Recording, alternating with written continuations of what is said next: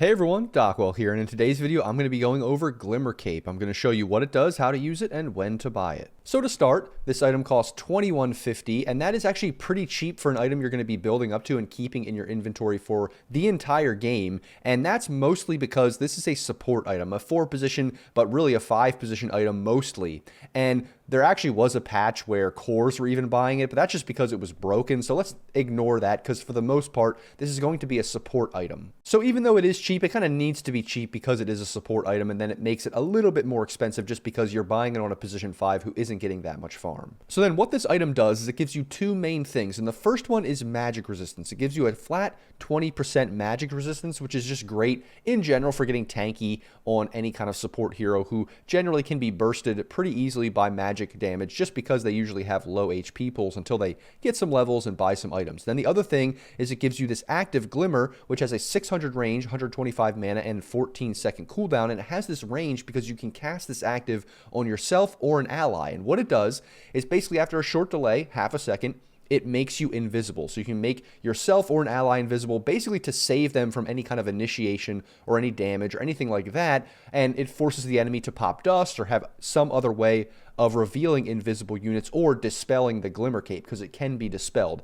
And then the other big thing that it does is it also gives you some movement speed when you cast that Glimmer on yourself or an ally, but really it gives you extra magic damage resistance by giving you a 375 damage shield for 5 seconds, which is fantastic. So especially if you cast it on yourself, now this item is giving you magic resistance in general and also a magic damage shield that can absorb a bunch of spells when they go on you, when they cast a bunch of abilities on you, even if they do reveal you under that invisibility. And then the last important part of this active that is sometimes ignored is that it can be cast while channeling, which is super important for any hero that has a channeled ability. I think Witch Doctor is like the perfect example because you have to channel that hero's ultimate. So you're kind of just sitting that ultimate on the ground and then you're vulnerable for pretty much the entire duration. So having this Glimmer Cape is perfect for a hero like that because not only do you make yourself invisible, so now they have to pop dust or they have to already know where you are, but then also they have to have some kind of AoE stun if they don't have that, and you're giving yourself more magic resistance just flat, a magic resistance bonus. It just does everything you want for a channeled hero. That's why they buy it a lot on any hero that has a channeled ability. But you can kind of see that it's a pretty cheap item generally for 20% magic resistance, this magic damage barrier,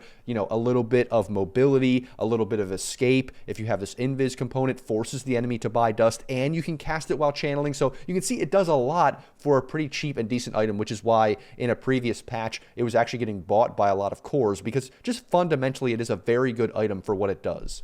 So now I can show you what Glimmer Cape does, and it's pretty straightforward. Actually, you just have it in your inventory, and then you have a hotkey for it, and you can press it on yourself to make yourself go invisible. And you can see there was a small delay, and then I can basically just run away, or, you know, even go into the fight if I want to press it on myself and kind of initiate where they can't see me if I don't have a blink or any other thing like that. And I can also use it on an ally. So you can see there is a cast range there, and you can use it on an ally if they're getting initiated on. So if you're a support that sits in the back line, it's a great defensive spell for an ally as well. And you can see also when I cast it on myself, there's also this barrier that comes up above your health bar and mana bar that you can see, and then that's absorbed when you take magic damage. So I just picked Witch Doctor obviously to show you that you can cast it while you have your ultimate running, so you can press your ultimate down and then make yourself go invisible, and then they basically can't do anything unless they have dust or there's some way for them to find you or stun you in an AoE. So let's refresh here and show you this with the axe, because the axe obviously has an AoE stun. So if I press this on the ground and then I make myself invisible, the axe can still counter it a little bit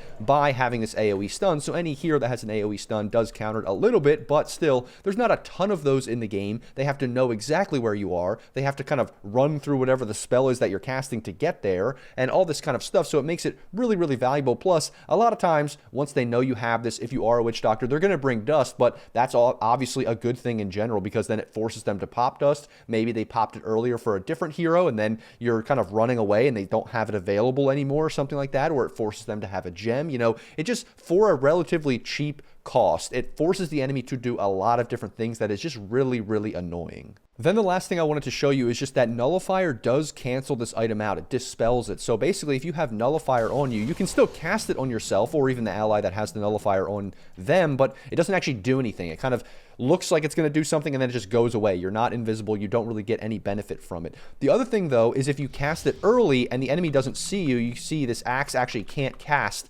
because he doesn't see the Witch Doctor. So just keep that in mind. But let's give this guy dust here.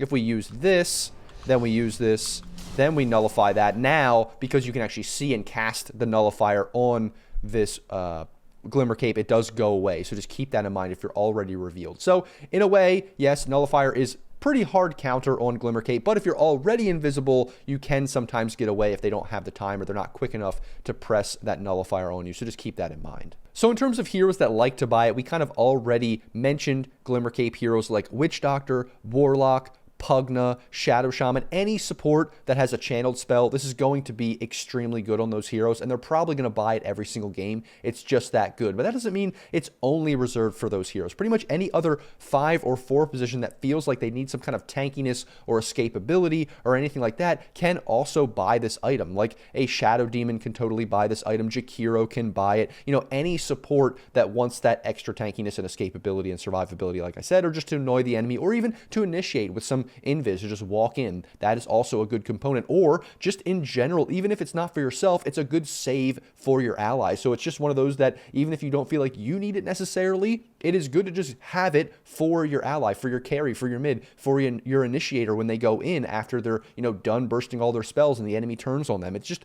great as a team item in general to buy on pretty much any support. You're not going to go wrong buying this in pretty much every single game, unless they have like a bounty or something like that, Slardar maybe, then maybe you would reconsider just because that invis component isn't really as good. But still, even in those games, it can be great because of that magic resistance aspect to it. And then lastly, how do we actually build this item and when do we buy it? Well, you can see that it's built from Shadow Amulet, Cloak, and a recipe. For the most part, you're going to be buying the Cloak early just because it's the cheaper of the two, but also because it gives you that flat 20% magic resistance, which is great to have in your inventory, especially for squishy heroes like supports who usually don't have very many items by the time you're buying Glimmer Cape. And that's because Glimmer Cape is usually like a first, second item kind of thing. A lot of times supports will go for Wand. They will go for just some kind of boots, whether it's mana boots or it's tranquil boots. And then they honestly might just go straight into Glimmer Cape. And so buying that cloak first is going to be a great way to kind of start off